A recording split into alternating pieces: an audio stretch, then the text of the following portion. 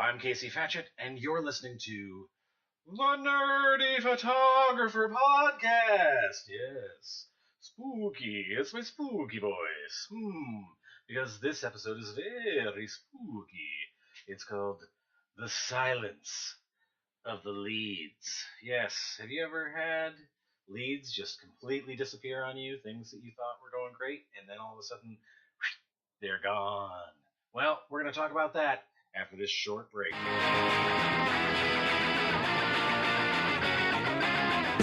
Hey photographers, is your workflow actually flowing? You should head over to nerdyphotographer.com and check out our workflow resources. I've got questionnaires for weddings, events, portrait sessions, getting to know your clients, as well as cheat sheets for things like keeping all of the information for your events in one place so that you don't have to search around for it when you get to that wedding or event.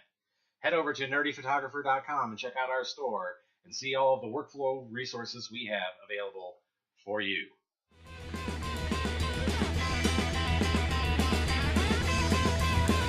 Well, you better start listening, better start listening, better start listening, better start listening, better start listening, better start listening, better start listening, better start listening, better stop, better stop, better stop, better stop, you better stop, better stop, better stop, you better stop, better stop, better stop, you better stop.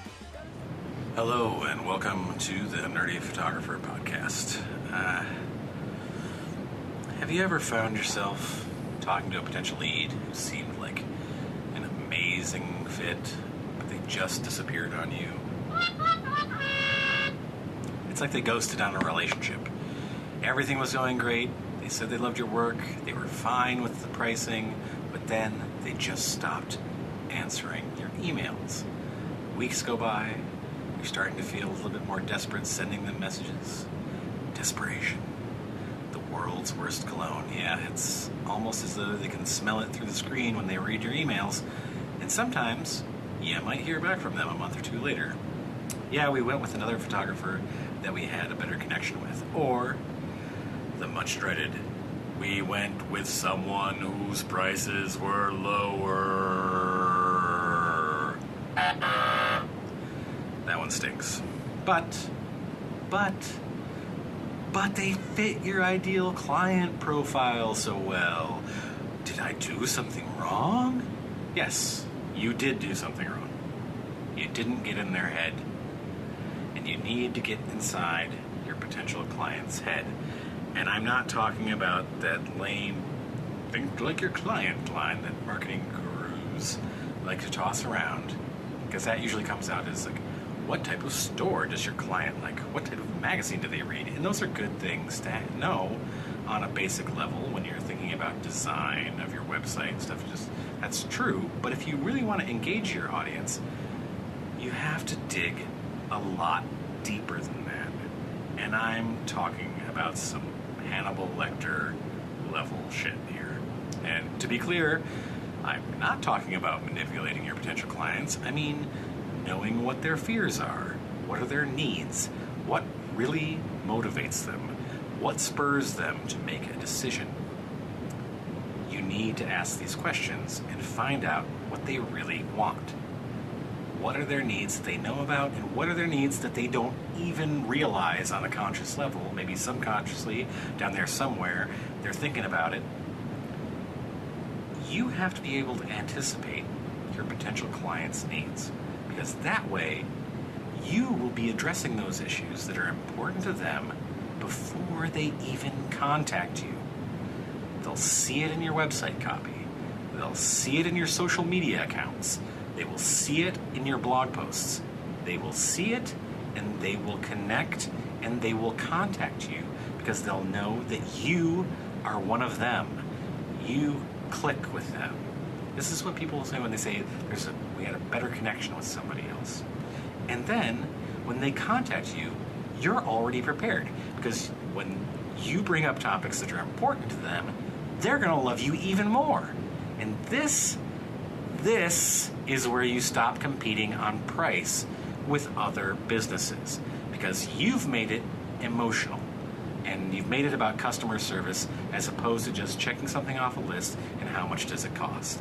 And this is not to say that even if you do things perfectly, that no one is going to try to haggle with you on pricing. Even if you're a perfect fit, sometimes people are going to haggle with you, and that is fine if you handle it the right way. If someone asks for a discount, never, never, never, never, never give them something without getting something in return. Quid pro quo, Clarice. Quid pro quo. If somebody asks, for example, while you're in a meeting with this potential client, and really only do this when you're talking to someone face to face, and that's the only time that you should really discuss discounts, because you can have this conversation with them, because otherwise there's really no sense of urgency to it. If they ask you if you can be flexible on pricing for something, and they feel that you can come down on your prices just a little bit here or there, like take something out of the package or whatever, only do it if they give you something in return. And put a time frame on it. For example, yes, I'll knock $150 off this wedding package, but only if you book at the end of this meeting, or by tomorrow night, or by the end of the week, whatever it is. And it's going to work better if you put a shorter time frame on it. Don't let them think about it for too long, because then they're going to forget about you. You have a limited time to create an emotional bond with your potential client, and to stand out amongst all of the social media white noise, you have to hook them emotionally. Once they get to your website, they'll decide within a couple minutes or less if they're interested in contacting you.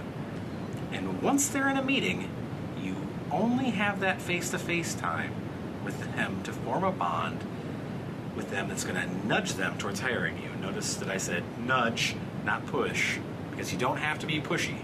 You just have to be able to read them and what their reactions are, and ask them the right questions, and give them a time limit so that they have to think about it soon. Because otherwise, out of sight, out of mind, and you're maybe, if you're lucky, gonna hear from them in a month saying, we went with somebody else who we had a great connection with.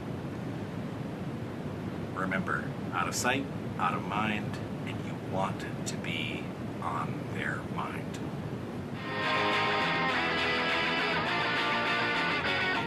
And now for my favorite part of the show. What's that say? Useless information. This is always death. And here's your dose of useless information for the episode. The term burying your head in the sand may signify that you're ignoring the situation, but did you know that ostriches actually do that to search for water? The more you know.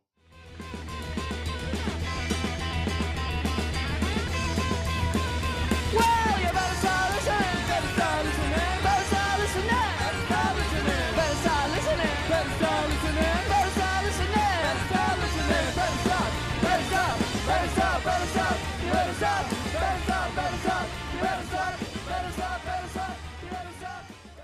Thank you for listening to the Nerdy Photographer podcast. I hope that you found this episode helpful and informative. Please subscribe to the podcast. Leave us comments. Facebook, Instagram, Twitter. Let us know what you'd like to hear about on future episodes. Oh, how do you find the Nerdy Photographer, you say? Well, on Facebook, it's facebook.com/nerdyphotographer. On Instagram and Twitter, it is @the Nerdy Photo. So get over there, follow, comment, tell us what you want to hear about. You can also, as I've said before, support the Nerdy Photographer podcast, because you know what? This stuff takes a lot of time to put together and produce, and you need some equipment. You want better sound quality? Help us out. And you can do that at patreon.com/nerdyphotographer. There are benefits to supporting us. Just saying, there might be some discounts. There might be some subscriber-only content. You won't know until you go. And until next time, talk nerdy to me.